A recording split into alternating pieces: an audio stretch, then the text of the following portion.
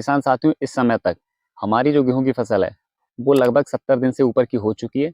कहीं कहीं हमारे जो किसान भाइयों की फसल है वो 80 दिन, 85 दिन या फिर 90 दिन तक की हो चुकी है।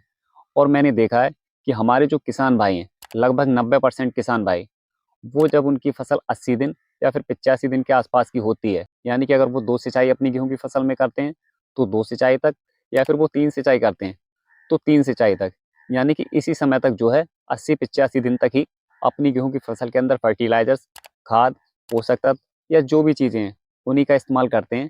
क्योंकि साथियों, मैं भी गांव में रहता हूं, मैंने भी देखा जो मेरे बड़े किसान हैं जो भी हमारे गांव में खेती करते हैं, तो उनका मानना होता है कि गेहूं की फसल के अंदर जब से बुआई की है और जब 70-80 दिन की फसल होने वाली होती है तब तक ही आप ज़्यादा खाद का इस्तेमाल करो। आप अपनी फसल के अंदर ज़्यादा कल्ले बना लो, ज़्यादा टिल्डिंग करा लो, तो आपको जो गेहूं की पैदावार है, जो प्रोडक्शन है, वो बहुत अच्छा मिलेगा, बहुत ज़्यादा मिलेगा।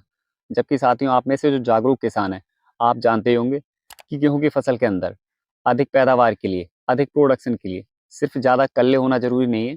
उसके लिए ज़रूरी है कि जितने कल्ले आपकी फसल में हैं, उन सभी कल्लों के अंदर लंबी और स्वस्थ बालियां आएँ और हर बाली के अंदर दाने ज़्यादा भराई हो और दाना लास्ट तक मोटा रहे, दाना चमकदार रहे, फ्रेश रहे। तभी साथियों आप जो है अपनी गेहूं की फसल से मैक्सिमम पैदावार ले सकते हैं।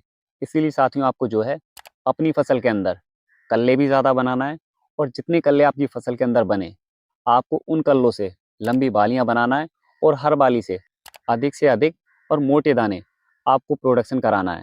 तो साथियों, आज की इस वीडियो के माध्यम से मैं आपको बताऊंगा कि अगर आपने अपनी गेहूं की फसल में बालियों के लिए अभी तक किसी फर्टिलाइज़र, किसी पोषक तत्व का इस्तेमाल नहीं किया है, तो आप किन चीज़ों का इस्तेमाल करें ताकि आपको अच्छी प्रोडक्शन मिले।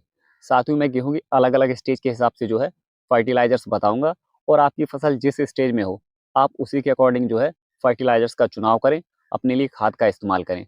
अब सबसे पहले मैं बता दूं कि कहीं-कहीं हमारे किसान भाइयों की जो गेहूं की फसल है वो थोड़ी पिछाई है, और उनकी गेहूं की फसल में जो है इस समय पर बालियां बनने का कोई भी प्रोसेस अभी शुरू नहीं हुआ है। आने वाले जो 4-6 दिन है उसमें शुरू होने वाला है। तो साथियों, आप ऐसी स्थिति में अपनी फसल के अंदर लंबी बालियां बनाने के लिए, स्वस्थ बालियां बनाने के लिए आपको इस्तेमाल करना है साथियों एक माइक्रो न्यूट्रिएंट, जिसकी मात्रा अगर वो लिक्विड में है तो 250 ml और सूखा हुआ है तो 250 ग्राम के आसपास प्रति एकड़ की मैं मात्रा बता रहा हूँ। इसके अलावा साथियों, आपको लेना है NPK 05234, इसकी मात्रा आपको लेना है प्रति एकड़ 1 किलोग्राम। इसके अलावा साथियों, आप इसके साथ में कोई एक फंगिसाइड भी इस्तेमाल कर सकते हैं अगर आपकी फसल में किसी तरीके की कोई बीमारी लगने के चांस हैं। या फिर इसके अलावा साथियों, आपको इसके साथ में एक सीवीड करके प्रोडक्ट मिल जाएगा, उसकी जो है आपको 100 ml के आसपास मात्रा इस्तेमाल करना है। तो साथियों, ये जो कॉम्बिनेशन है फर्टिलाइजर्स का, इसमें आपकी फसल को जो है फास्फोरस भी मिल जाएगा, पोटास भी मिल जाएगा, और जो माइक्रो न्यूट्रिएंट है उसके अंदर से साथियों zinc, boron, copper, iron, magnesium, manganese, इस तरीके के पोषक तत्व मिल जाएंगे। तो कुल मिलाकर इस समय पर पौधे को बालियां बनाने के लिए या फिर बालियों के लंबा होने के लिए जिन पोषक तत्वों की ज़रूरत होती है वो सब आपको इस कॉम्बिनेशन से मिल जाएंगे, इन फर्टिलाइजर से मिल जाएंगे। इसके अलावा साथियों, अगर आप ये कॉम्बिनेशन इस्तेमाल नहीं करना चाहते हैं और आपकी फसल में बालियां बनना शुरू हो गई हैं या फिर थोड़ी बहुत निकल चुकी हैं, तो आप इसकी जगह पर जो है NPK 05234 और उसके साथ में 100 ग्राम बोरॉन 20% वाला, इन दोनों का इस्तेमाल कर सकते हैं।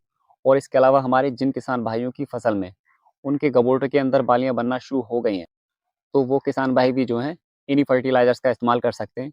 यानी कि अगर आपकी गेहूं की फसल में बालियों पर फूल आना शुरू नहीं हुआ है, तो उससे पहले-पहले आप जो है इनका इस्तेमाल कर सकते हैं। लेकिन आप जितना जल्दी इस्तेमाल करेंगे, आपकी बालियों को उतना ज़्यादा बेनिफिट होगा। आप जितना लेट करेंगे, तो आप जो है फिर बालियों की लंबाई के लिए ख़ास करके कुछ नहीं कर सकते। फिर आपका जो प्रोसेस रह जाएगा, वो दाना भराई का और दाना मोटा होने का। तो आपको उनके लिए फर्टिलाइज़र्स इस्तेमाल करना है। तो मैं आपको वो फर्टिलाइज़र्स भी बता दूँ कि जब आपकी फसल में गेहूँ की बालियाँ 80-90% निकल आएँ, उनका जो फूल है वो झड़ जाए, गिर जाए, उस समय पर आपको अपनी गेहूँ की फसल के अंदर NPK 0050, या फिर आपकी फसल में नाइट्रोजन की कमी है, तो आप NPK 13045, इन दोनों में से किसी एक का इस्तेमाल कर सकते हैं। क्योंकि साथियों, आपका जो 0050 है, इसके अंदर आपको 50% पोटास मिल जाएगा, और जो NPK 13045 है, इसके अंदर आपको 13% नाइट्रोजन और 45% जो है पोटास मिल जाता है। तो आप अपनी फसल की ज़रूरत के हिसाब से, जैसी आपकी फसल की स्थिति हो उस समय पर, इन दोनों में से एक चीज़ का चुनाव करें। इसके अलावा साथियों, आपको इसमें थोड़ा-सा बोरॉन मिक्स करना है, या फिर आप चाहें तो आप सिर्फ एक ही फर्टिलाइज़र्स का इस्तेमाल कर सकते हैं जो 0050 या फिर 13045 है। इसके अलावा साथियों अगर आपकी फसल में किसी भी तरीके की कोई फंगल डिसीज़ है या लगने के चांस है, तो आप एक फंगीसाइड इसके साथ में और मिक्स कर लें। तो इससे आपकी फसल में जो दाना भराई है वो अच्छे से होगी, दाना मोटा होगा और किसी बीमारी के लगने के जो चांस है वो भी कम हो जाएंगे। तो साथियों ऐसा करने से आपकी फसल में जितने भी कल्ले हैं, जितने भी पौधे हैं, उनके अंदर अच्छी बाली आएंगी, स्वस्थ बाली आएंगी, लंबी बाली आएंगी।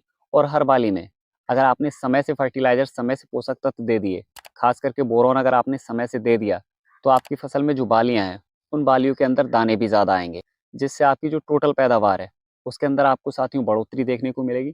आपकी जो फसल है आपको 20% से लेकर 40-50% तक जो है एक्स्ट्रा पैदावार देगी। इसीलिए साथियों आप जो है सिर्फ फसल में कल्ले बनाने पर ध्यान ना दें। अगर आपकी फसल में अच्छे कल्ले बन गए हैं तो उन कल्लों से जो है लंबी बालियां और हर बाली में अधिक से अधिक दाने बनाने की कोशिश करें और उनके लिए सही फर्टिलाइज़र और उचित समय पर फर्टिलाइज़र का इस्तेमाल करें, जिससे आपको अच्छा रिजल्ट मिले। दोस्तों उम्मीद है कि वीडियो में जो जानकारी दी गई है वो कहीं न कहीं आपके काम की है। साथियों अगर आपको जानकारी 1% भी काम की लगी हो तो वीडियो को लाइक करें और हमारे चैनल को गेहूं धान से रिलेटेड वीडियोस के लिए सब्सक्राइब कर लें। मिलते हैं नेक्स्ट वीडियो में। जय हिंद, जय भारत, जय किसान।